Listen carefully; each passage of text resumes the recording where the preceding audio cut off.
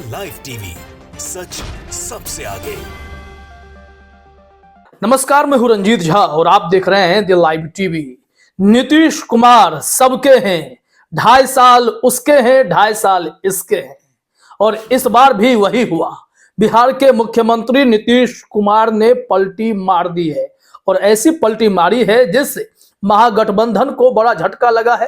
तेजस्वी यादव जिस तरीके से उभर कर सामने आ रहे थे, वहां भी एक ब्रेक सा लगा है।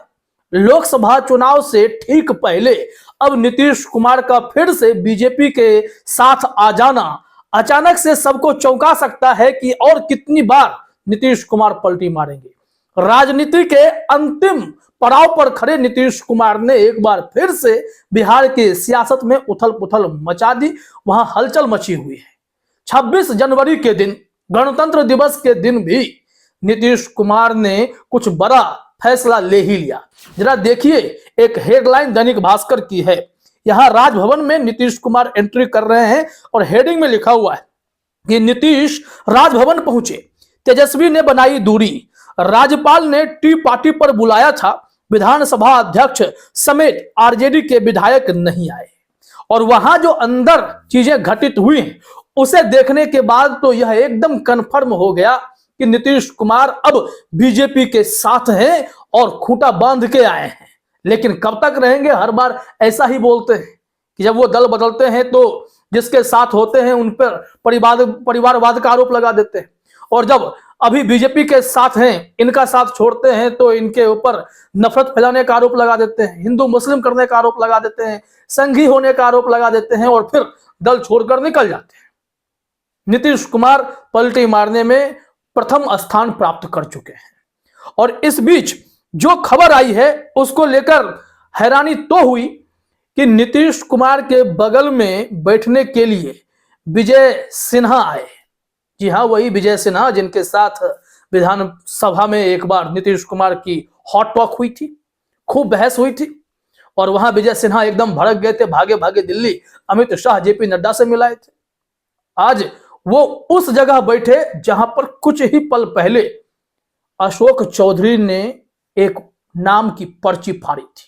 वो कुर्सी, वो नाम की पर्ची तेजस्वी यादव की है, जिसे फाड़कर हटा दिया गया क्योंकि न्योता तो उन्हें भी पड़ा, सरकार को न्योता पड़ता है। तो लेकिन जरा देखिए, यहां पर हम वो आपको ट्वीट भी दिखाते हैं कि हुआ क्या है।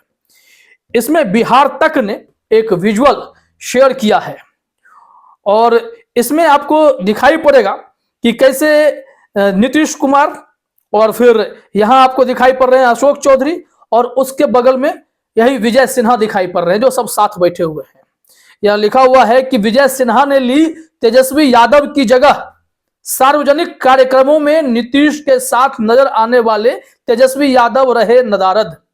नेता प्रतिपक्ष विजय सिन्हा के साथ हंसकर बात करते मुख्यमंत्री नीतीश कुमार। देखिए तस्वीर। विजय सिन्हा जब सरकार में थे तो वो स्पीकर बने हुए थे, स्पीकर थे तो उनके पास बड़ी जिम्मेदारी थी और उस वक्त नीतीश कुमार उनसे भिड़ गए थे। लेकिन फिर जब सरकार गिर गई तो विजय सिन्हा नेता प्रतिपक्ष बन गए। अब यहां से एक ट्वीट और दिखाते हैं जो बेहद दिलचस्प है। न्यूज 24 के पास यह ANI का वीडियो है, लेकिन थोड़ा सा तो देख ही सकते हैं कि यहां पर होता क्या है, कि कैसे अशोक चौधरी ने तेजस्वी यादव के नाम प्लेट की पर्ची फाड़ी। इस विजुअल को गौर से देखिए, वो फाड़ते हुए नजर आते हैं और वहां पर बैठ भी जाते हैं और फिर ठीक इस तरीके से विवाद बढ़ता है। थोड़ी देर बाद उस कुर्सी पर जो है सीधे सीधे आ जाते हैं कौन? नेता प्रतिपक्ष विजय सिन्हा, जो बीजेपी के विधायक हैं। और यहां लिखा हुआ भी है इस वीडियो को शेयर करते हुए कि बिहार सीएम नीतीश कुमार के सामने राज्य के मंत्री अशोक चौधरी ने तेजस्वी यादव की नेम प्लेट की पर्ची फाड़ी। राजभवन में हो रही बैठक में बिहार डिप्टी सीएम तेजस्वी यादव मौजूद नहीं है। और मौजूद कौन है? बीजेपी के नेता लोग। अब इस बैठक के बाद यह तय मान लिया गया है कि नीतीश कुमार को अब बीजेपी से गुरेज नहीं है। कार्यक्रम में यह भी जानकारी मिली है कि सीएम साहब यानी नीतीश कुमार पूर्व मुख्यमंत्री जीतन राम मांझी से भी मुलाकात कराए, गले मिलाए। क्योंकि सबसे बड़ी बात यह है कि जीतन राम मांझी पर लालू प्रसाद यादव अभी निशाना साधे हुए थे कि उन्हें किसी तरह अगर क्लच में लेते हैं और उनके बेटे को डिप्टी सीएम का पद देते हैं, संतोष सुमन की बात हो रही है, अगर इन्हें ये सब मिल जाता है तो हो सकता है कोई ना कोई गुंजाइश हो कि सरकार बच जाए। लेकिन अब यहां से पूरा खेल बिगड़ता हुआ नजर आ रहा है। स्थिति एकदम से बदली बदली सी नजर आ रही है। हर जगह खबर यही चल रही है कि बिहार में अब सियासी संकट गहराता जा रहा है।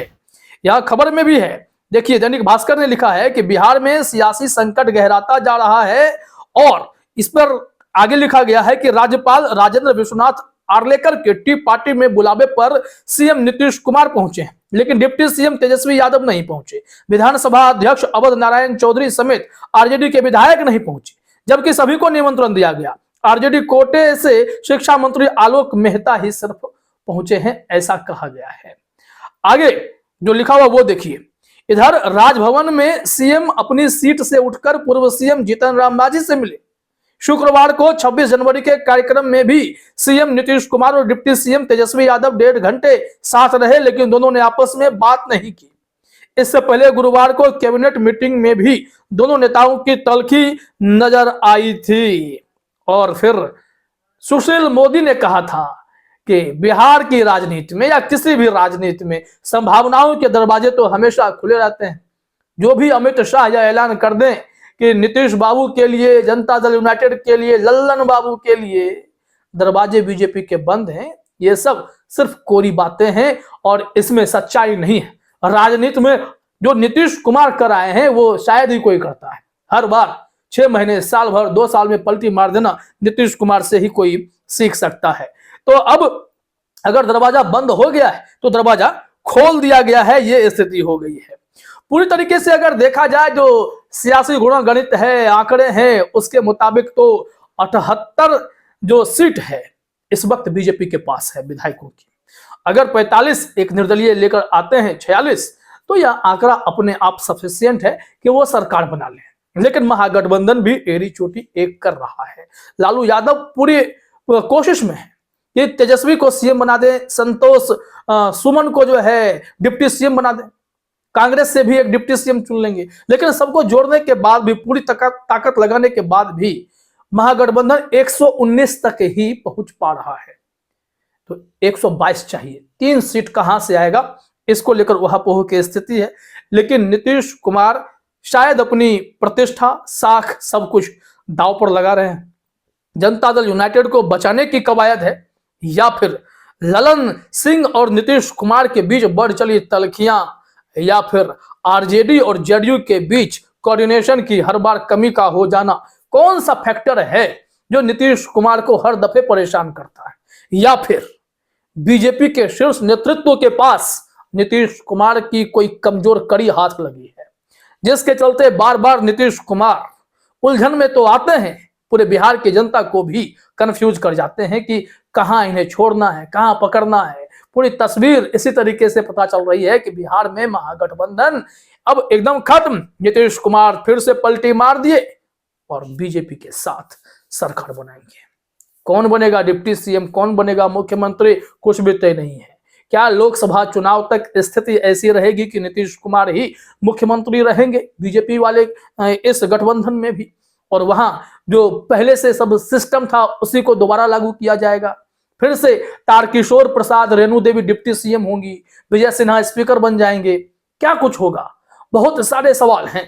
लेकिन अब इसका हल तभी निकलेगा जब यह एकदम ऑफिशियली आपके सामने आ जाए कि हाँ, नीतीश कुमार एक बार फिर से मुख्यमंत्री पद की शपथ लेने जा रहे हैं। और जो राज्यपाल महोदय आए हैं, और यहाँ तो बिहार में जितने राज्यपाल आए हैं वो बीच बीच में मुख्यमंत्री इस्तीफा, फिर से उसी व्यक्ति को मुख्यमंत्री बनते, उन्हें शपथ दिलाते तो देखे ही गए हैं।